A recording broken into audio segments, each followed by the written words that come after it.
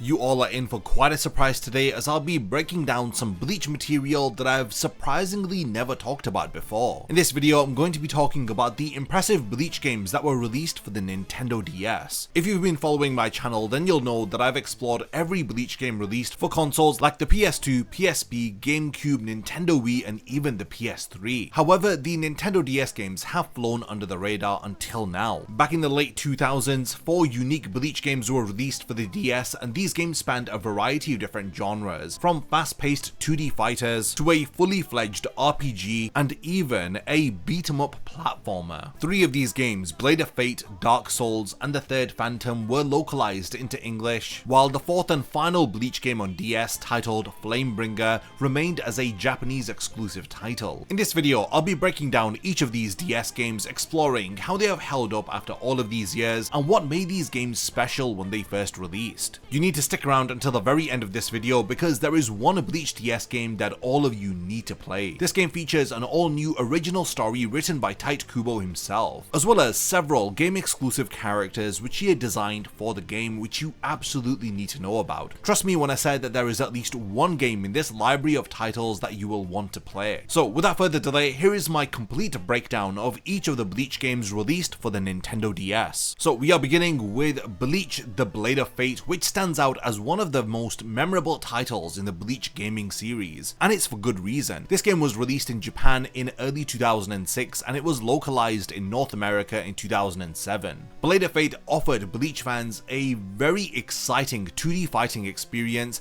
as it captured the intensity of the battles within the anime and the manga. This game was developed by Treasure, a studio that's known for its intricate combat mechanics. Blade of Fate was designed with a deep understanding of what made fighting games work and excel in competitive scenes. I mean, there's so many anime-based games that have a reputation for being surface level and just being glorified fan service, but Blade of Fate went beyond just fan service, as it brought a complex fighting system which really did bring a competitive edge to a handheld console like the DS. There's a lot of depth in the gameplay of Blade of Fate, as the core mechanics revolve around fast-paced combat, with players being able to perform a wide variety of moves from light to heavy attacks, as well as combining them into combos for more devastating results. The game includes aerial combos as well as dashes, which make the battles very dynamic, and the fighting style is reminiscent of established fighting games like Marvel vs. Capcom or even Guilty Gear. In Blade of Fate, players can chain together combos and they can switch between air and ground-based attacks, which adds a lot of skill to the gameplay. The fighting system of Blade of Fate has a dual plane structure,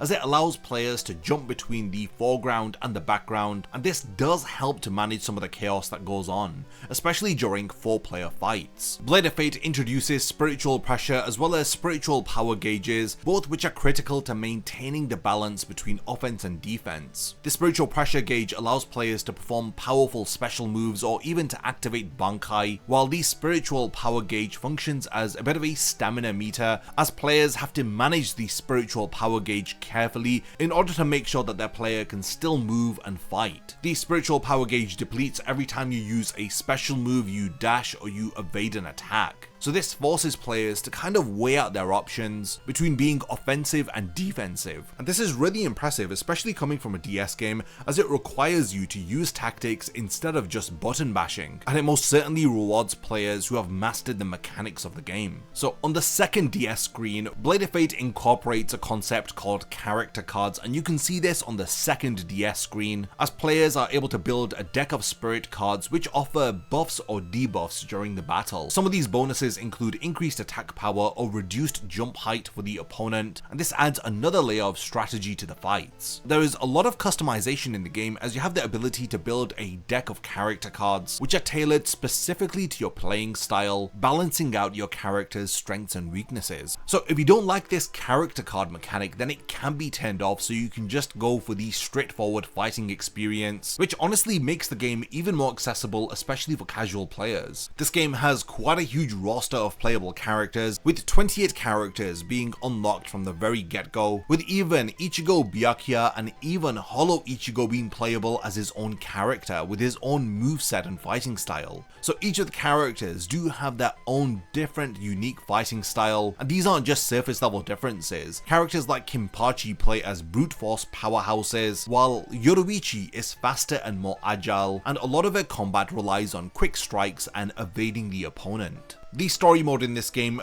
faithfully adapts the Soul Society arc, as we see Ichigo attempting to rescue Rukia, so each of the character storylines in the game are altered slightly, and additional episodes can be unlocked after completing the main story. So these extra episodes do offer new perspectives on the main story of Bleach, as players can experience battles from the different perspectives of the characters in the series. So when this game originally released in Japan, players in Japan were able to use the Nintendo Wi-Fi connection to battle other players online. Now, while saying all of this, the game's AI is still really challenging, especially in the higher difficulties, as the AI becomes really aggressive and it punishes players for making simple mistakes, thus forcing you to improve and to learn the mechanics of the game rather than just button bashing. So in addition to the story mode, Blade of Fate also has other modes like arcade, survival, and challenge mode. This gives the title a lot of replayability, as these modes really do help to hone your skills. So this game, as you can see, features amazing 2D sprites with very fluid animations, and all of this gives the combat a unique sense of impact thanks to the developers' attention to detail. I mean, the game just looks really nice, especially for a handheld system. Additionally, the game had quite a cool soundtrack, and it featured voice actors straight from the anime. This game was so good that even pro fighting game players like Justin Wong had praised the game for its complexity as well as its balance, even saying that this game is the best fighting game on the DS. In the end, Bleach Blade of Fate was a hidden gem amongst anime-based games, offering a solid and competitive fighting experience. Its deep mechanics, as well as the variety of characters that you can play as, and the strategic card-based system, makes this game a must-play for Bleach fans as well as fans of fighting games. For a game made back in 2006, this one definitely holds up and it's certainly worth your time, so I highly recommend you go and check it out. Bleach Dark Souls is another 2D fighter which was released back in February 2007 in Japan and in October 2008 in America. This is a follow-up to the prior DS game, and also in Japan is titled Bleach DS Second, so it serves as a direct sequel to Bleach the Blade of Fate. As a follow-up, Bleach Dark Souls refined, expanded, and even polished upon a lot of the great things which were established within Blade of Fate. Like I mentioned, Blade of Fate was one of the greatest 2D fighters on the DS, and Bleach Dark Souls elevated this experience even further, offering deeper gameplay mechanics, more content to sink your teeth into, and even more improvements which catered not only to fans of the series, but to fans of fighting games. Bleach Dark Souls has an increased character roster of 44 playable characters. This includes playable characters like Kisuke Urahara, Ikkaku Madarame, and even Kukaku Shiba. Even playable hollows were introduced like the Menos Grande, the Grand Fisher, and Shrika. So it's safe to say that there was a lot of variety in the gameplay styles, especially with all of these different characters adding so many different fresh mechanics to the game. I mean, what is amazing is that this game even has Tatsuki as a playable character, and she really does dish out some damage with her hand-to-hand combat skills. And yes, even Kon is playable too. So while Hollow Ichigo has these really impressive sword-based attacks, you have characters like Uryu who rely more on long-ranged attacks. So this wide variety of characters with different playstyles adds a lot of replayability to this game. So this game adds a filler storyline within the story mode, which is set between the events of the Soul Society arc and the Arrancar arc. So this hopefully should keep fans of the anime and the manga engaged, as the story features a mod soul that wants to destroy the Shinigami. So Dark Souls offered multiple objectives, as the story mode or the mission mode wasn't just about one-on-one fights, as there are missions which involve object collection, obstacle dodging, and even trivia-based mini-games, which do offer a bit of a break from the fighting. Bleach Dark Souls reworked the mechanics of the game in order to address a lot of balancing issues which were present in Blade of Fate. For example, characters who previously had an advantage due to being really overpowered were limited, and the auto-guarding feature in Blade of Fate was toned down massively. Also, a reset reset timer was added between special moves, making it harder to spam powerful attacks, thus making sure that each fight felt different and more strategic than in Blade of Fate. I think in a lot of competitive matches in Blade of Fate, spamming special moves was a big issue. The deck building system which was present in Blade of Fate was also expanded upon in Dark Souls, as players could now construct more complicated decks with different stat boosting effects, allowing for greater customization. Dark Souls had worldwide Wi-Fi battles which allowed people to test their skills competitively online, and the fights were a lot smoother and less prone to lag in comparison to Blade of Fate. In terms of visuals, Dark Souls was a huge step up from Blade of Fate, as the game's 2D sprites were more polished in this game, and a lot of the animations were updated as there were several new moves for different characters. Also, the addition of Bankai animations were really cool for some of the characters, and once again, like Blade of Fate, Dark Souls had the voice actors from the anime return to voice their respective characters, and additionally all of the sound effects for the different moves like the energy blast and the special attacks sound very satisfying, from the clashing of the swords to the energy blast of special attacks. It's just another great aspect of this game. Bleach Dark Souls has so much content beyond just the story mode, as you can engage in arcade mode, survival mode, time attack mode, and even training modes are available. The Urahara shop also allows players to spend points which are earned in battle in order to unlock additional content like artwork, spirit cards, and even voice clips. What I love about Dark Souls is that it wasn't trying to do anything new. Instead, it refined and expanded upon the incredible formula established by Blade of Fate, as it offered us more characters, more modes, and even deeper mechanics in respects to the fighting style. So this game does strike a great balance between competitive and casual fans, as there's enough depth for fans of the Bleach series to dive into, and for casual fans this is just another excellent 2D fighter which was available for the DS back in the day. This is another must play for fans of Bleach and for fans of fighting games. The third Bleach game released for the Nintendo DS is titled Bleach the Third Phantom, and this came out in June of 2008 for Japan and in September of 2009 for America. Bleach the Third Phantom offers a unique and very ambitious twist to the Bleach games on the DS. So instead of this fast-paced action of the 2D fighters that we had, Third Phantom introduces us to an all-new strategy RPG game. This game also features an all-new storyline and several game-exclusive characters written by Kubo himself. Bleach the Third Phantom allows you to dive into a new story which builds upon what we know from the Bleach manga. Bleach the Third Phantom offers players an opportunity to dive into a new story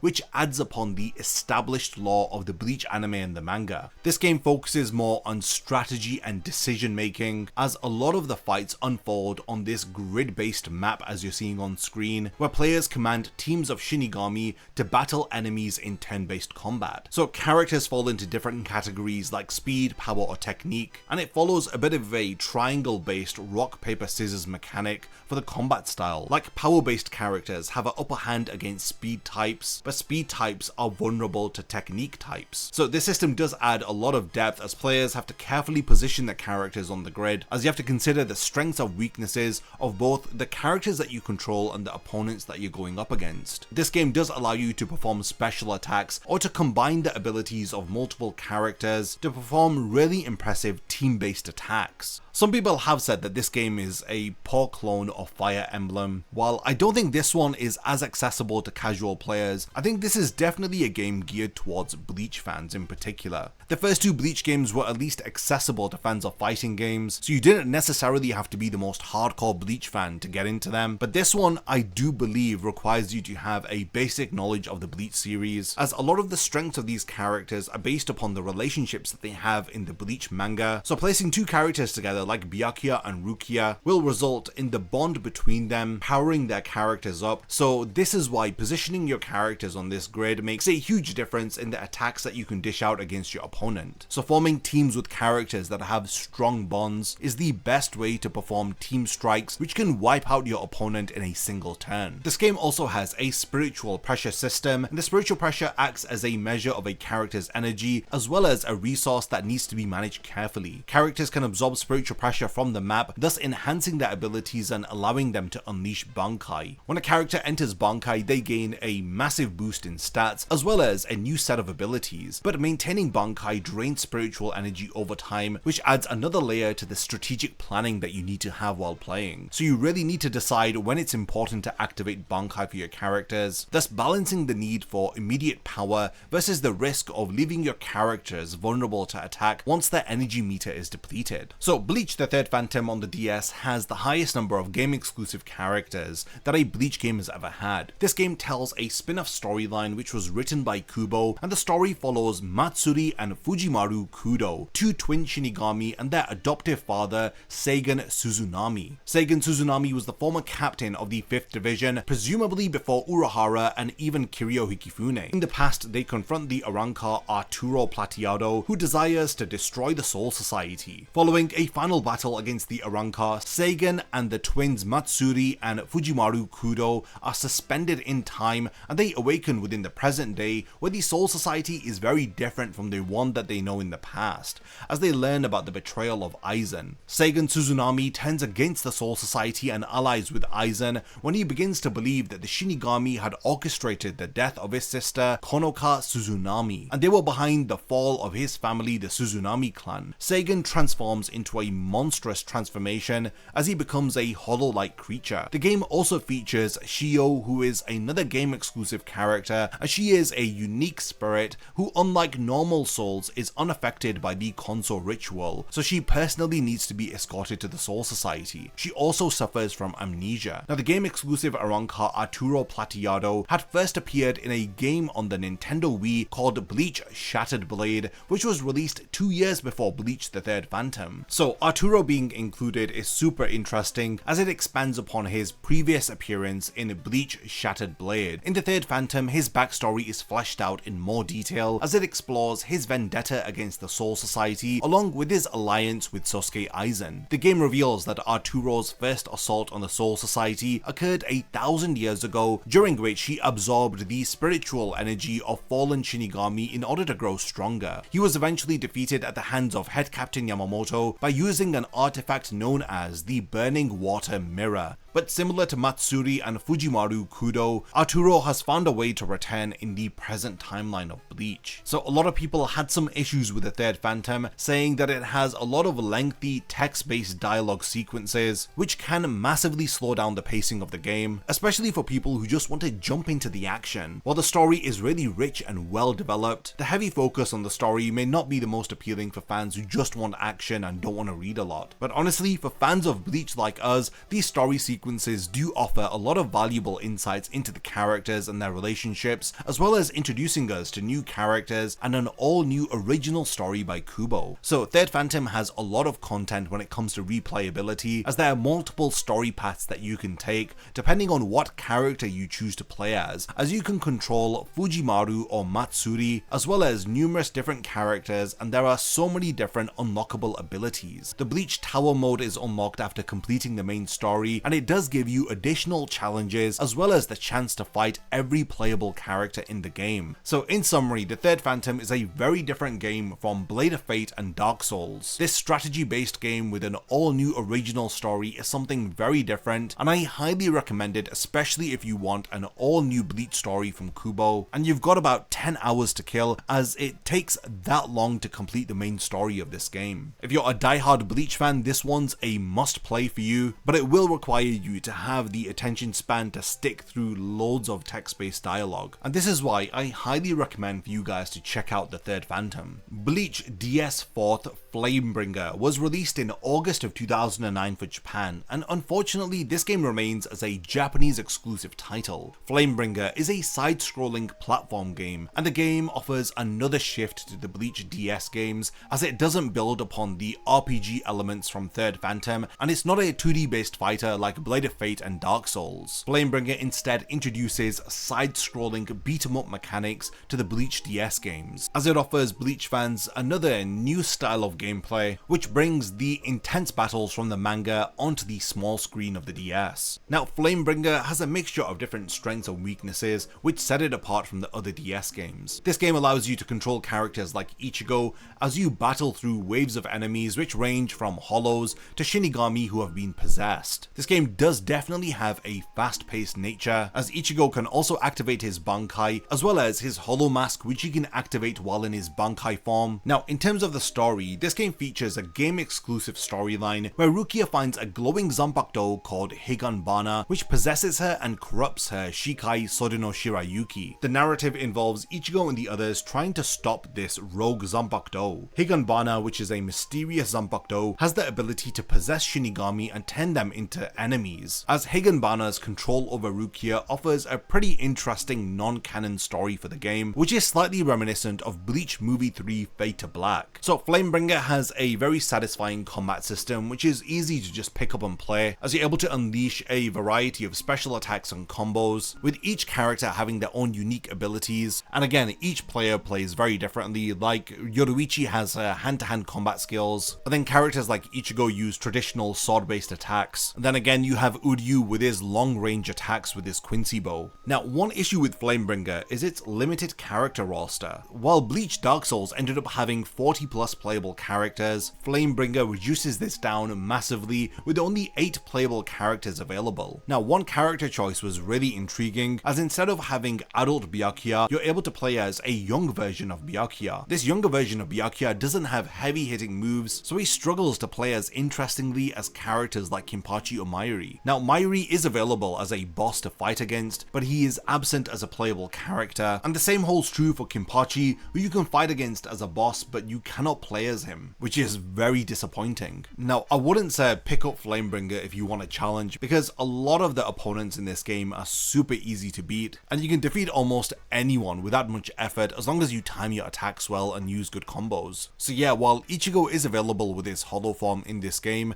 there's no real need to use it because everyone's just really easy to beat. In terms of visuals, Flamebringer does have some really well drawn sprites and really cool environments for the Bleach series, which really capture the aesthetic of the anime, and I really do love how both screens of the DS are utilized for this game. I think the only real reason to check out Flamebringer would be for the unique story with the rogue Zanpakuto Higanbana, but aside from that, the other 3 Bleach games that I've talked about are way better than this one. It falls short in several areas. While it does have fast-paced action, a really cool character sprites and amazing background visuals, unfortunately the lack of a challenge and the limited playable roster of characters does definitely leave you wanting more from this game, and it's no surprise why Flamebringer wasn't localized into English. So that was my breakdown of the Bleach DS games, from awesome 2D fighters like Blade of Fate and Dark Souls to the tactical Third Phantom, and lastly the fast-paced action of Flamebringer. I do think that there is a game for everyone here, as each game really did bring something unique to the table, which captured the different aspects of the Bleach series that we all love. Like I've mentioned, I personally love the original story of Third Phantom and the impressive 2D fighters, especially Dark Souls, which builds upon everything that we love from Blade of Fate. If you've not had a chance to check out these games, then I highly recommend giving them a go, and we've now reached the point of the video where I do want to hand over the discussion to all of you. What is your favorite Bleach Nintendo DS game that I've talked about in this video? If there's anything that I've forgotten to mention about these games, then let me know by continuing the discussion in the comments,